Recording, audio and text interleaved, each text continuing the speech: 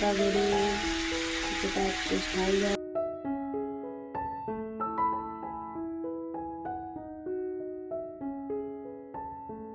Hello everyone, আমি ইতিকা। আরও একটি নতুন ব্লগে তোমাদের সবাইকে ওয়েলকাম। আশা করি সবাই খুব ভালো আছো, আমরাও ভালো আছি। আজ আমি সকাল থেকে খুব এক্সাইটেড, তার কারণ হচ্ছে আমার পছন্দের মায়ের হাতের শুটকি রেসিপিটি আজ তোমাদের সাথে শেয়ার করব। চলো তাহলে শুরু করা যাক। শুটকি মাছের এই রেসিপিটা বানাতে যে যে জিনিসগুলো লাগবে সব কিছু আমি ধুয়ে কেটে রেডি করে রেখেছি। চলো তোমাদেরকে রান্না শুরু করার আগে সেই জিনিসগুলো এক ঝলক দেখিয়ে দিই।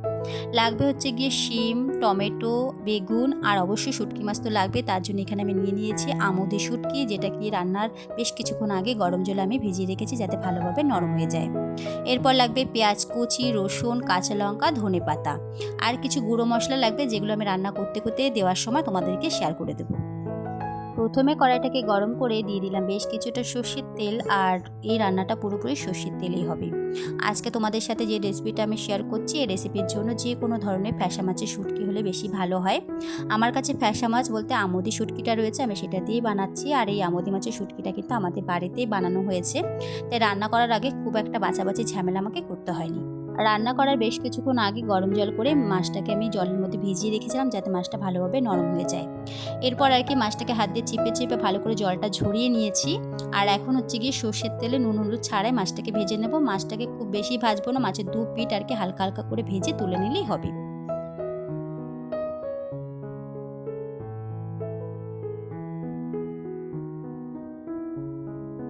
মাছগুলোকে ভেজে তুলে নিয়ে ওই তেলের মধ্যে দিয়ে দিলাম আরও কিছুটা সর্ষের তেল। এই রান্নাটা করতে তেলটা একটু বেশি লাগবে।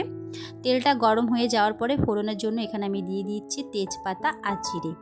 আমাদের বাড়িতে আগে সবসময় দু ধরনের শুটকি খাওয়া হতো, একটা হচ্ছে নিয়ারু মাছ শুটকি, আর একটা মাছের শুটকি রান্না হতো যে মাছটা আমি চিনি কিন্তু নাম জানি না।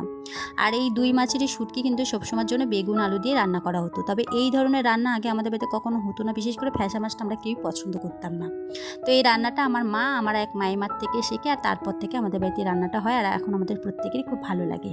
যাই হোক, ফোড়নটা ভাজা ভাজা হয়ে গেছে। এরপরের মধ্যে দিয়ে দিলাম পেঁয়াজ কুচি, রসুন থেতো আর কাঁচা লঙ্কা। এটাও এখন আমি নেড়ে ছেড়ে হালকা আর কি ভেজে নেব। ভেজে বলতে পেঁয়াজ রসুনের হালকা কালারটা চেঞ্জ হয়ে যাবে আর নরম হয়ে যাবে, ততক্ষণ পর্যন্ত আমি এটাকে ভেজে নেব।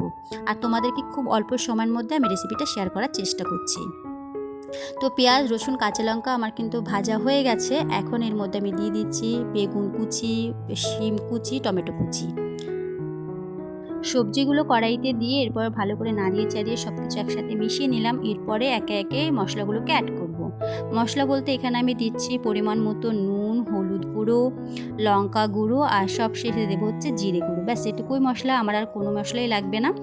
আর এরপর আবারও মশলাগুলোর সাথে সবজিগুলো ভালো করে নাড়িয়ে চাড়িয়ে মিশিয়ে নেব।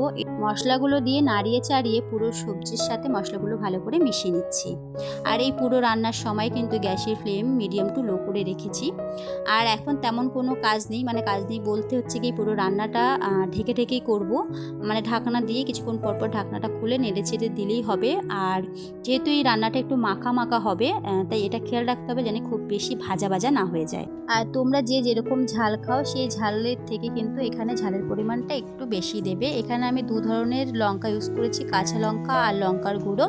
তোমরা চাইলে কাঁচা লঙ্কাটি স্কিপ করে পুরোপুরি গুঁড়ো লঙ্কা দিয়েও রান্নাটা করতে পারো। যখন আর কি মশলার সবজিটা খুব ভালোভাবে কষানো হয়ে যাবে বা সিদ্ধ হয়ে যাবে, সেই সময় ভেজে রাখা শুটকি মাছটা আমি দিয়ে দিলাম। এরপর আবারও নাড়িয়ে চাড়িয়ে সবজির সাথে সব শুটকি মাছটাকে ভালো করে মিশিয়ে নিচ্ছি। আর এই সময় আমার মনে হলো সবজিটা আমার বেশি শুকনো শুকনো হয়ে যাচ্ছে, গামাখা ব্যাপারটা হচ্ছে না, যেটা চাইছি আর কি। তার জন্য আমি একটু জল দিয়েছিলাম, যেটা আর কি ভিডিও করা হয়নি। তোমাদের যদি রান্না করতে করতে মনে হয় যে বেশি ভাজা ভাজা হয়ে যাচ্ছে, গামাখা ব্যাপারটা হচ্ছে না, চাইলে তোমরা তখন একটু জল দিতে পারো, আর প্রয়োজন না হলে না দিলেও চলবে। যাই হোক, আবারও সে ঢেকে দিয়ে রান্নাটা করতে হবে। আর আমার রান্নাটা প্রায় কমপ্লিট হয়ে গেছে। এখন উপর থেকে একটু ধনেপাতা ছড়িয়ে নাড়িয়ে নামিয়ে নিলেই কিন্তু রেডি।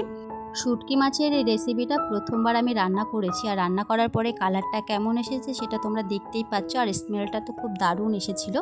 খেতে কেমন হয়েছে সেটা আমি আর বলছি না, তোমরা একদিন রান্না করে খেয়ে জানিও যে তোমাদের কেমন লেগেছে আজকের এই ভিডিওর কমেন্ট বক্সে কমেন্ট করে। তাহলে আজকের ব্লগটা এখানে এন্ড করছি, আবার নতুন ব্লগে নতুন গল্প হবে। ততক্ষণ সবাই ভালো থেকো, সুস্থ থেকো। আজকের মতো টাটা।